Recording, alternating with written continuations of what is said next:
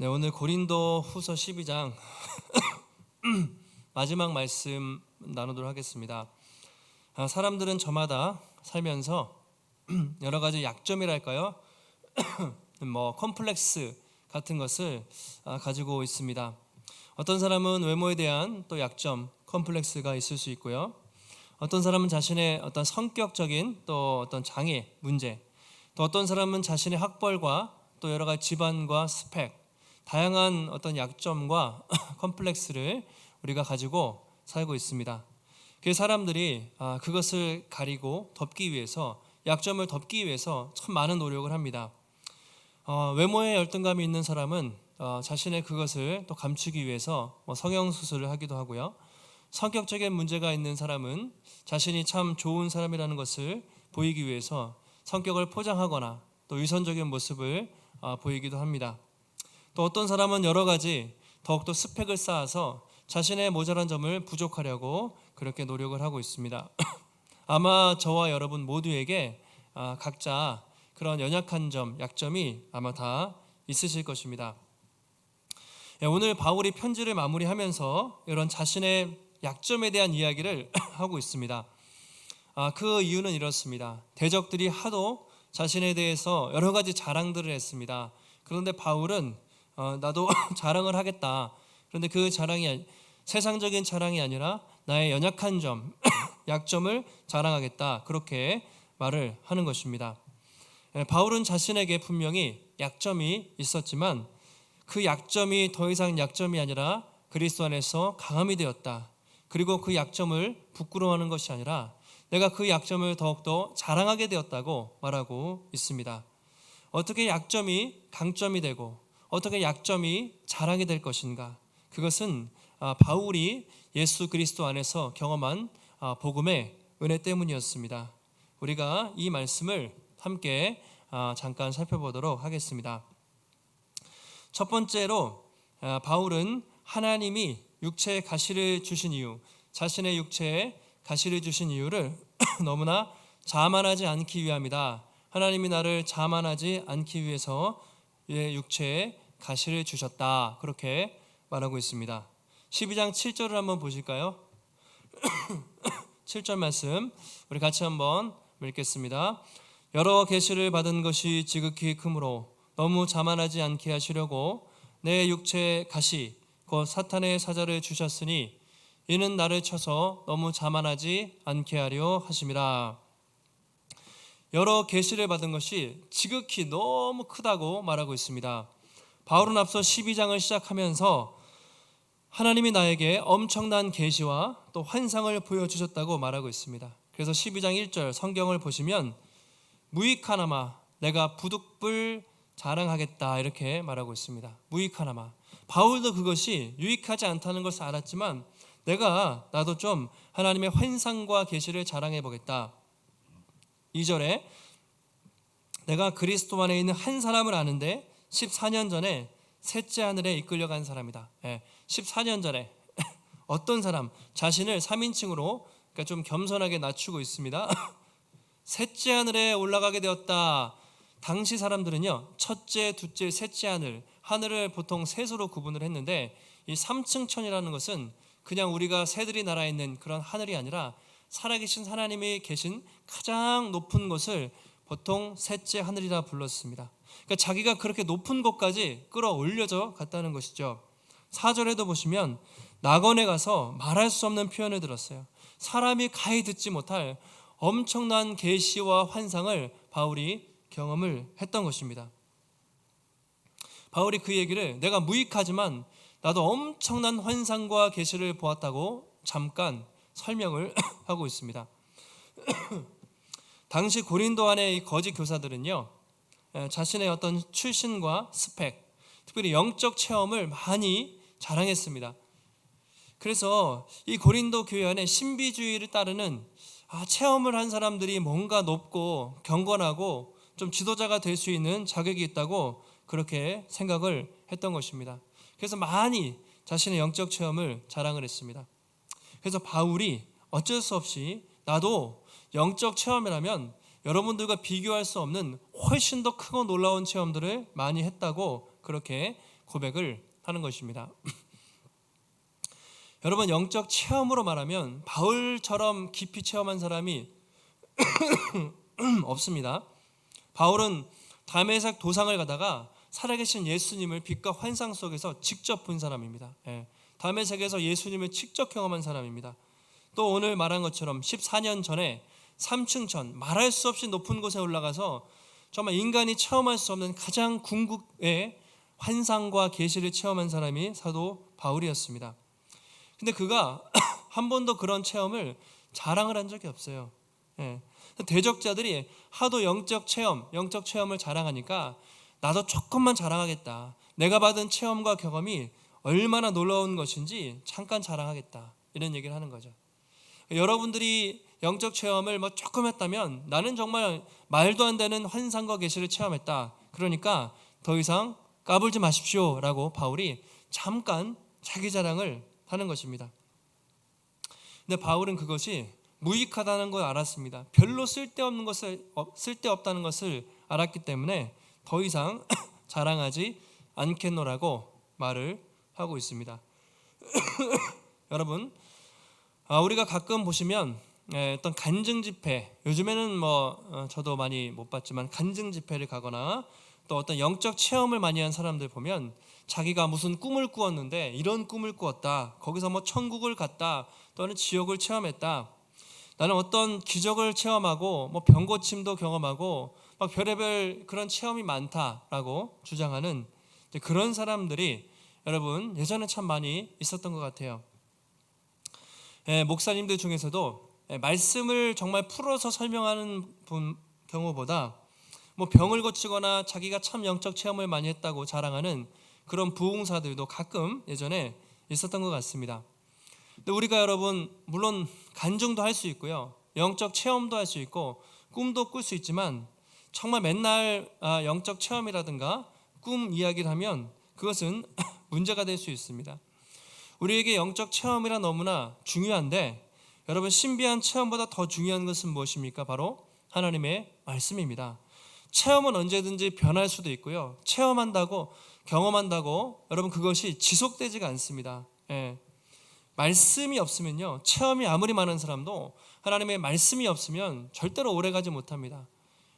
체험할 때는 간이나 쓸개를 다 빼주고 내가 주님을 위해서 막 헌신하겠다고 막 그렇게 하지만 여러분 병 낫고 나서 서운하고 이랬던 사람들이 도망가고 또 하나님께 불순종하는 경우가 얼마나 많습니까? 또 체험을 아무리 많이 해도요, 그것을 자랑하거나 교만한 사람은요 아무런 의미가 없는 것이죠. 그래서 오늘 바울은 내가 영적 체험을 누구보다 많이 했지만 그것들을 더 이상 자랑하지 않겠노라고 그렇게 말하고 있습니다. 그러면서 하나님이 자신에게 주신 육체의 가시 이야기를 합니다. 가시 7절 한번 다시 한번 띄워주시면 아까 12절 7절에 이렇습니다.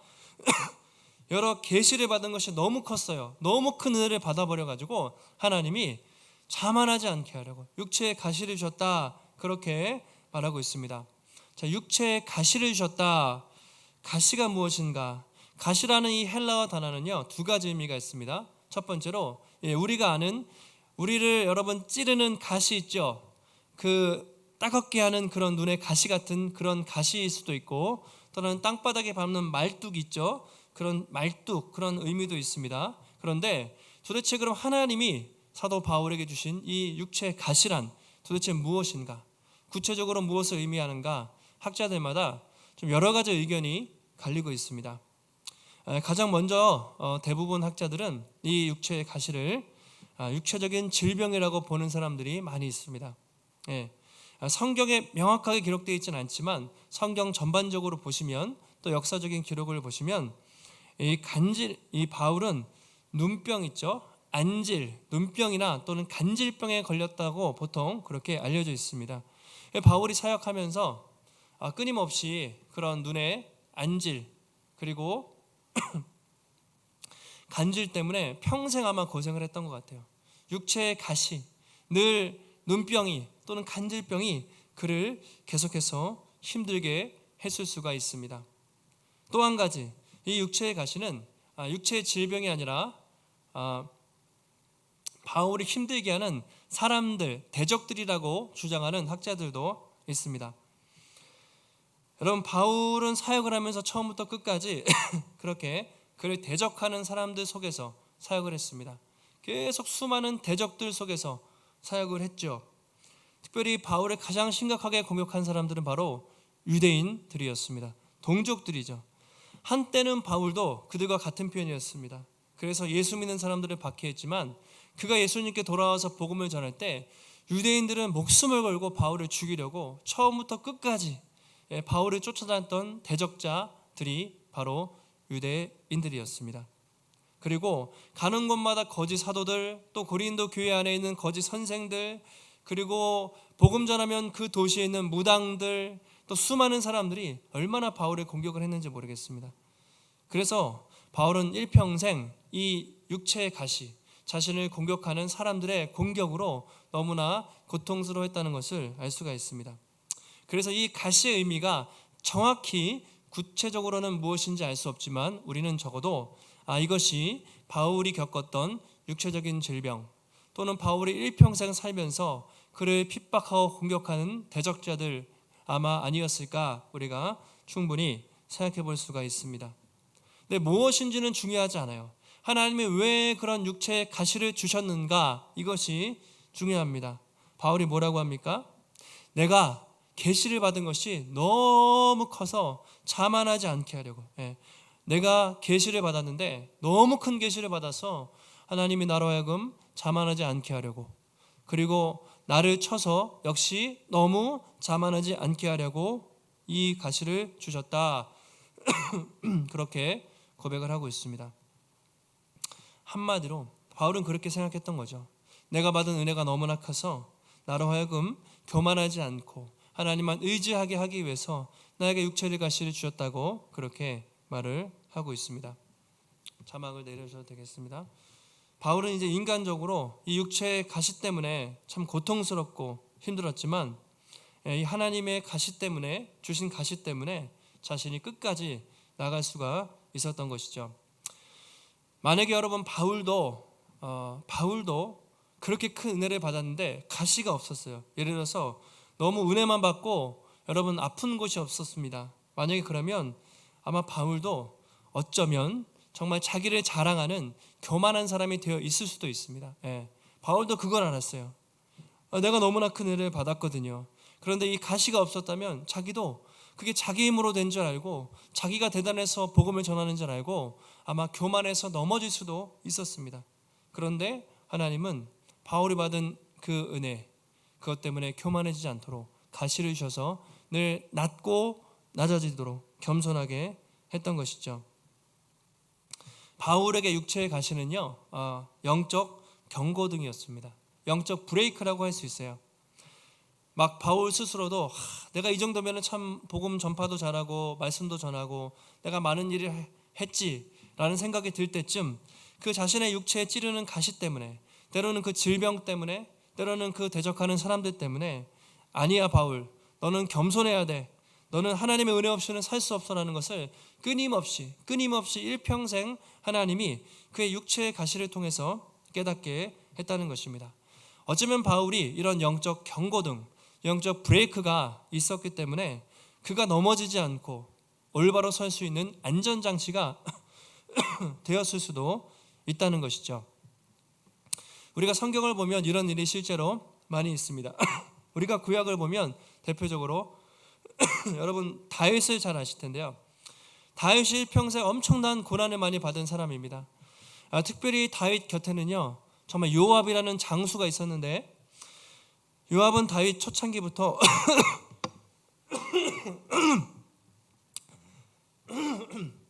그 말년까지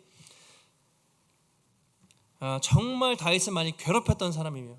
그 다윗에게는 눈에 가시 같은 존재였습니다.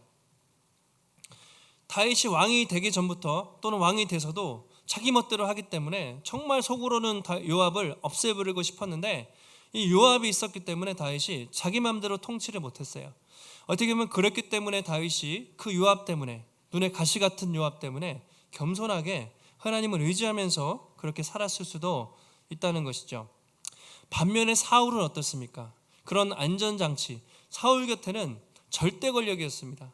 누구도 사울에게 말하지 못하고 또 사울도 누구의 말도 듣질 않았습니다. 자기 멋대로 행동하다가 영적으로 브레이크가 없었던 것이죠. 영적 폭주기관차처럼 달리다가 망했습니다. 그러나 다윗에게는 그런 수많은 어렵게 하는 사람들 있기 때문에 다윗이 겸손하게 살 수가 있었던 것이죠. 지난번 수련회에서 말씀을 전해주셨던 강사 목사님께서 자기가 간증을 하시면서 전에 사역하던 교회에서 참 이런저런 어려운 사람들, 어려운 일들을 경험해서 내가 이집트 선교지에 가면 이젠 그런 사람 안 만나겠지 라고 생각을 했는데 뭐라고 하셨죠? 더 힘든 사람을 만났다고 이야기를 하셨습니다. 그래서 힘든 사람 피해가면 더 힘든 사람 만나는구나, 그런 얘기를 이제 목사님이 하신 것이 있습니다. 여러분, 피한다고 피해지겠습니까? 피한다고 되는 것이 아니죠. 그래서 목사님도 그때 교회에 다양한 사람들이 있어요. 지체라고 표현하는데 머리부터 발끝까지 정말 각양각색의 사람이 있는데 교회 안에 그 나를 힘들게 하는 사람조차도 다 보내신 이유가 있다. 의미 없이 하나님이 이 교회에 보내신 것이 아니라 다 보내신 이유가 있다. 저 사람만 없으면 좋겠다, 이런 사람은 여러분 절대로 없는 것이죠. 다 이유가 있어요. 하나님이 우리를 공동체로 부르신 이유가 있다는 것입니다. 그럼 하나님이 왜 우리에게 이런 힘든 사람, 힘든 문제를 허락하실까요? 그것은 오늘 바울이 고백했던 것처럼 교만하지 않기 위해서, 내가 내 힘으로 살아갈 수 있을 것처럼 교만하지 않고, 또 한 가지는요, 우리의 성화를 위해서 그렇습니다. 우리 생각으로는 아무 고난 없이 평안하게, 아무 문제 없이 신앙생활하고 나를 힘들게 하는 사람도 없이 아무 걱정 근심 없이 편하게 신앙생활 했으면 좋겠다 생각하지만 하나님 생각은 다릅니다. 하나님은 우리에게 고난을 허락하셔서라도 우리가 겸손하길 바라고 우리가 성화되길 바라요. 더욱더 겸손한 사람, 온유한 사람 되기를 원하시기 때문에 우리에게 그런 가시 같은 문제들을, 가시 같은 사람들을 반드시 허락하신다는 것이죠. 그래서 우리가 그런 사람을 만날 때, 그런 상황에 부딪힐 때 우리가 어떻게 해야 됩니까? 원망하는 것이 아니라 하나님 감사합니다. 제가 그 사람 때문에 제가 더 겸손해지고 있습니다. 제가 그 문제 때문에 더욱더 성화가 되고 있습니다. 제가 더 주님을 닮아가고 있습니다 라고 우리가 말할 수가 있는 것이죠. 여러분, 저에게도 그렇고 우리 모두에게는 지금 이 순간에도 각자 나를 아프게 하는, 나를 콕콕 찌르는 육체의 가시 같은 문제가 있을 수 있습니다. 정말 나의 마음을 정말 그렇게 바늘로 찌르는 듯한 그런 가시 같은 사람이 있을 수도 있습니다. 그것이 가족 안에 있을 수도 있고요, 또 직장과 이웃들에게, 또 교회 안에서 있을 수도 있습니다. 근데 하나님은 정말 그 문제와 그 상황을 통해서, 그 가시를 통해서 정말 우리가 겸손히 그분만을 유지하고 더욱더 겸손하고 성숙한 사람으로 변화되길 원하신다는 것을 우리가 꼭 기억을 하시면 좋겠습니다. 자, 두 번째, 바울은 하나님께 기도했는데요, 하나님이 노라고 응답을 하셨습니다. 그래서 우리가 기도할 때 우리의 기도에 하나님은 다 예스로 응답하는 분이 아니십니다. 그러나 그 속에는 더 크고 놀라운 의미가 있다는 것을 여러분 잘 기억을 하시면 좋겠습니다. 8절에 보시면 바울이 이렇게 얘기하죠. 이것이 내게서 떠나가게 위하여 내가 3번 죽게 간구하였다. 얼마나 그 가시가 아팠겠습니까? 그 문제 또는 그 사람 때문에 얼마나 힘들었겠어요. 3번 기도했습니다. 자, 이 3번이라는 것은 단지 1번, 2번, 3번이라는 숫자적인 의미를 넘어서 상징적인 의미가 있겠죠. 복음서에 보면 예수님이 이 3이라는 숫자가 상징적인 의미가 있습니다. 예수님도 광야에서 3번 시험을 당하셨습니다. 그리고 예수님도 겟세마네 동산에서 십자가에 돌아가시기 전에 3번 하나님 앞에 간절히 기도하셨습니다. 이 3이라는 숫자는 어떻게 보면 그만큼 간절히 기도했다는 그런 의미를 가지고 있습니다. 바울이 자기 육체의 가시를, 이 문제를 위해서 얼마나 간절히 하나님 앞에 기도를 했겠어요? 하나님, 정말 이 육체의 가시를 제발 제거해 주십시오. 이것만 제거해 주신다면 제가 더 열심히 하나님 나라를 위해서 복음을 전하겠습니다. 얼마나 바울이 기도하고 또 기도를 했겠습니까? 그런데 그 기도에 대한 하나님의 놀랍이 이렇습니다. 19장 우리 12장 9절 우리 상반절 보시면 나에게 이르시기를 내 은혜가 내게 족하도다 이는 내 능력이 약한 데서 온전하여짐이라 하신지라 이렇게 말하고 있습니다. 나의 은혜가 너에게 이미 충분하다. 내 능력이 약한 데서 온전하여짐이라. 바울이 그렇게 간절히 여러분 기도했는데 하나님의 응답은 그래 내가 내 기도를 들어줄게가 아니라 노였습니다. 하나님의 응답은 네가 이미 받은 은혜가 족하다. 여러분 지금 바울이 다른 기도하는 것도 아니고 정말 그렇게 자신의 문제 때문에 아파하면서 기도하는데 그 문제 좀 해결해 달라고 하는데 하나님 어떻게 NO라고 대답할 수가 있을까요? 근데 하나님은 그냥 NO가 아니라 내 은혜가 이미 너에게 충분하다. 이미 네가 받은 은혜와 너의 사명과 또 네가 받은 그 모든 삶은 잘 생각해 보면 충분하고도 넘친다. 그러니까 더 이상 기도하지 마라. 하나님이 너무나 단호하게 그렇게 거절을 하신 것입니다. 여러분, 우리 이 말씀을 보면서 아니 하나님 우리가 기도하면 다 들어주시는 분이 아니십니까? 어떻게 그 간절한 기도에 다른 사람도 아니고 그렇게 복음을 위해서 목숨을 바치는 바울의 기도에 노를 할 수가 있겠습니까? 하나님 너무 냉정하신 분 아니야 라고 우리가 여러분 생각할 수도 있습니다. 근데 여러분 잘 생각해 보십시오. 하나님은 우리가 기도한다고 다 들어주셔야 되는 분이십니까? 하나님이 우리의 기도를 다 들어주셔야 될 의무가 있습니까? 전혀 그렇지 않죠. 하나님은 우리의 종이 아닙니다. 또 하나님은 우리가 기도한다고 들어주셔야 되는 알라딘의 램프도 아니죠. 여러분 하나님은 거룩하신 분이고 전능하신 분이고 우리가 어떻게 할 수가 없는 분입니다. 만약에 내가 기도한 대로 하나님은 다 들어주셔야 돼. 하나님은 내 마음대로 통제하려는 성격, 통제하려는 이런 마음, 그것은 하나님을 섬기는 것이 아니라 여러분 하나님은 내 마음대로 좌지우지하려는 아담과 하와가 선악과 따먹을 때 하나님의 통치를 거부했던 동일한 마음이죠. 하나님을 섬기는 것이 아니라 하나님을 이용하는 것입니다. 우리 이것을 기복신앙이고 우상숭배라고 얘기합니다. 내가 기도한 대로 하나님을 이용해서 하나님을 섬기는 것 같지만 결국은 내 기도 제목이 응답받아야 하고 내가 원하는 대로 이루어져야 직성이 풀리는 것, 이것은 가장 강력한 우리의 죄성입니다. 그래서 참 우리가 하나님 앞에 기도할 때 예스로도 응답하실 때가 있고요, 우리가 NO라고 응답하실 때도 있고요, wait, 기다려라고 응답하실 수도 있는데 우리는 어떻게 응답하시든지 다 하나님께 맡겨야 되죠. 여러분 우리는 꼭 기억하셔야 됩니다. 하나님이 우리의 기도를 거절할 수가 있다. 그리고 거절한 것도 하나님의 더 깊은 뜻이 있을 거야. 그래서 우리가 하는 찬양 중에서 응답하신 것도 응답하신 기도 감사, 거절하신 것도 감사. 왜요?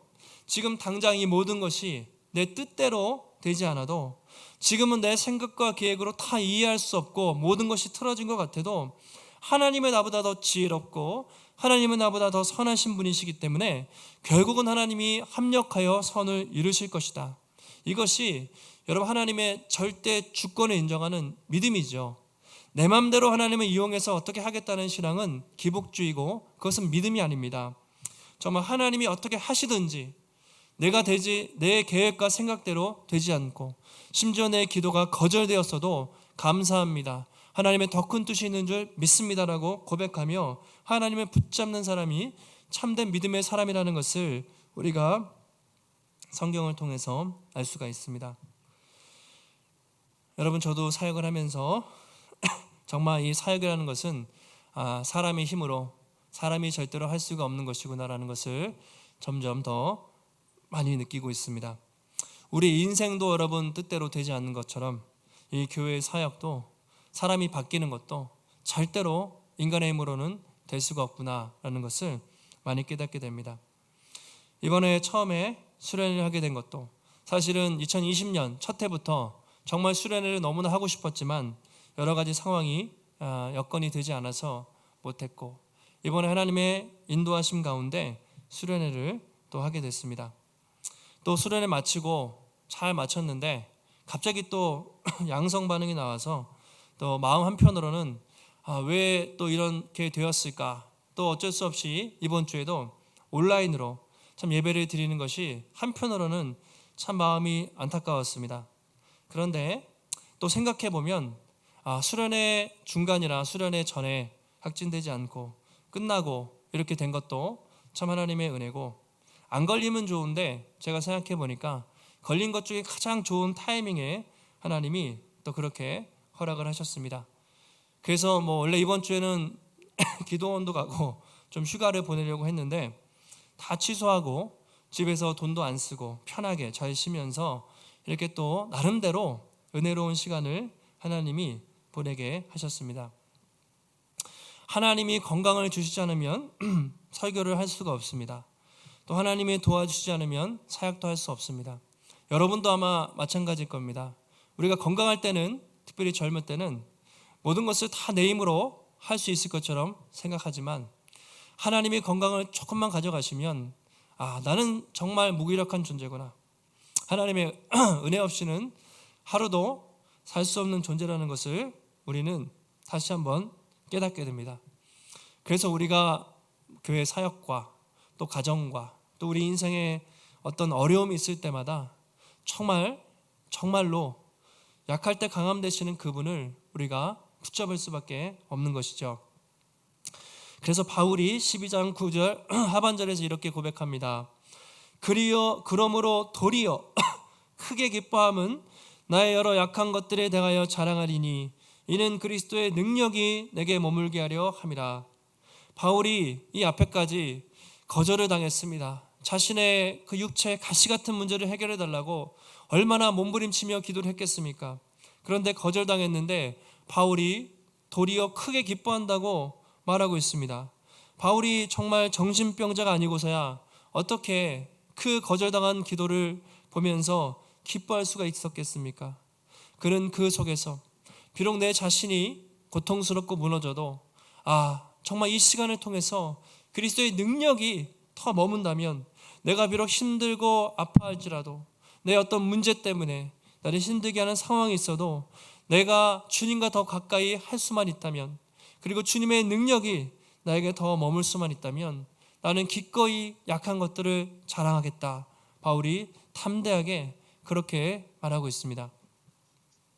마지막 12장 10절 말씀 우리 같이 한번 10절 말씀 같이 한번 읽겠습니다. 그러므로 내가 그리스도를 위하여 약한 것들과 능력과 궁핍과 박해와 공고를 기뻐하노니 이는 내가 약한 그때의 강함이라. 아멘. 그리스도를 위해서 자신의 약함, 자신의 능력과 자신의 궁핍과 자신의 박해와 곤고를 기뻐하노니 약한 그때의 강함이 됨이라 라고 바울이 고백을 하고 있습니다. 여러분, 바로 이것이 바울이 고난을 대하는 자세였습니다. 세상 사람들은 어떻습니까? 참 자기 약점을 부끄러워합니다. 약점을 숨기기 원하지만 바울은 그 약함조차 자신을 강하게 세우는 하나님의 능력과 은혜임을 깨닫고 약함을 부끄러워하지 않고 자랑하겠다고 바울이 고백을 하고 있습니다. 여러분, 지금도 세상은 약함은 너무나 부끄러운 것입니다. 강한 것이 선입니다. 강한 자가 이기는 것이고 강한 자가 모든 것을 다 가져가는 세상입니다. 그래서 어떻게든 자신의 약점을 감추고 가리고 숨기기 위해서 끊임없이 더 나은 사람인 것처럼, 끊임없이 강하고 잘난 것인처럼 포장을 하는 것이 이 세상입니다. 그러나 오늘 바울은 그렇게 말하지 않고 이 약함조차도 그리스도 안에서 우리의 강함이 된다고 담대하게 고백을 하고 있습니다. 여러분, 하나님은 우리같이 약하고 허물 많은 이 죄인을 구원하시기 위해서 당신의 가장 소중한 독생자 예수 그리스도를 우리에게 보내셨습니다. 우리는 이미 예수 그리스도 안에서 의롭다 하심을 받았고, 여러분, 주님은 우리의 모든 약함을 다 아심에도 불구하고 있는 모습 그대로 받아주셨습니다. 아니, 주님은 우리의 그 약함까지도 사랑하시는 분이 우리 주님이십니다. 그래서 우리는 더 이상 우리 약함을 여러분 숨기거나 또 가리거나 교회 안에서 포장할 필요가 없습니다. 하나님 안에서 지체들에게 나의 약함을 고백하고 함께 기도하면서 그 약함이 그리스도의 강함이 될 수 있도록 우리는 하나님께 맡기며 나아가는 것이죠. 우리는 약하고 힘들 때마다, 또 여러 가지 가시가 나를 찌를 때마다 여러분 꼭 기억하시기 바랍니다. 로마서 8장 32절, 자기 아들을 아끼지 아니하시고 우리 모든 사람을 위해서 내어주신 이가 어찌 그 아들과 함께 모든 것을 우리에게 주시지 않겠느냐. 우리를 너무나 사랑하셔서 자기의 가장 사랑하는 아들, 이 전부를 주신 하나님께서 어찌 우리에게 가장 좋은 것, 모든 것을 주시지 않겠느냐. 우리 눈앞에 환경이 어렵고 또 막막하고 힘들 때마다 우리는 예수 그리스도 그 십자가, 나를 위해 죽으신 그분을 바라보면서 절대로 그 사랑을 의심하지 않고, 지금도 그분은 나를 사랑하시고 그 사랑은 영원히 변하지 않을 것이라는 것을 여러분 우리는 붙잡아야 할 것입니다. 오늘도 우리가 또 세상을 살아가실 때 나를 힘들게 하는 육체의 가시가 있습니까? 나를 힘들게 하는 사람과 나를 힘들게 하는 여러분 문제가 있습니까? 하나님이 그것을 통해서 우리로 하여금 교만하지 않고 더욱더 하나님만 의지하게 하라는 것을 깨닫고 여러분 하나님을 꼭 붙잡으시기 바랍니다. 또한 우리가 거절받을 때, 하나님이 내 기도에 응답하시지 않는 것 같을 때, 그 속에는 하나님의 더 큰 뜻이 있음을 여러분 기억하시고, 그리고 여러분이 이미 받은 은혜를 생각해 보시기 바랍니다. 내 은혜가 내게 족하도다. 우리가 아무리 힘들고 어렵다고 한들 이미 예수 그리스도께 받은 그 하나님께 받은 그 족한 은혜를 여러분 기억하시고, 하나님 원망하거나 불평하지 마시고 변함없이 하나님을 붙잡고 그분을 신뢰하면서 약할 때 더욱더 우리의 강함 되시는 그 하나님을 우리가 의지하며 한 주간 그 주님을 붙잡고 담대하게 또 믿음의 길을 걸어가실 수 있기를 예수님의 이름으로 축복합니다. 하나님 감사합니다. 또 한 주간 하나님 은혜 가운데 지켜주시고, 오늘도 우리가 온라인을 통해서 예배 드리지만 마음과 뜻을 다해서 하나님 우리 예배를 기쁘게 받으신 줄 믿습니다. 하나님, 바울이 강한 자가 살아남고 강한 자가 또 역사하는 세상 속에서 하나님 자신의 약함을 자랑하며 내가 비록 약할지라도 내 은혜가 내게 족하도다. 그리고 나로 하여금 교만하지 않고 겸손하게 주님만 의지하게 하시는 그 주님, 약한 그때에 더 강하게 하시는 그 주님을 바라보며 믿음으로 달려갔던 것처럼 하나님 우리 인생 가운데 쓴뿌리가 있습니까? 나를 힘들게 하는 가시 같은 문제가 있습니까? 가시 같은 사람이 있습니까? 하나님 그럼에도 불구하고 그것을 통해서 더욱 주님을 바라보게 하시는 그 손길을 기억하며 겸손하게 주님을 붙잡게 하시고 주님을 바라보게 하시며, 또한 우리가 이미 받은 그 은혜가 얼마나 크고 놀라운지 깨닫고 감사하며 주님 앞에 온전한 예배를 드릴 수 있는 귀한 성도들이 될 수 있도록 붙잡아 주시옵소서. 또 한 주간도 주께서 또 믿음으로 승리케 하시기를 간구하오며 거룩하신 예수님의 이름으로 기도하옵나이다. 아멘.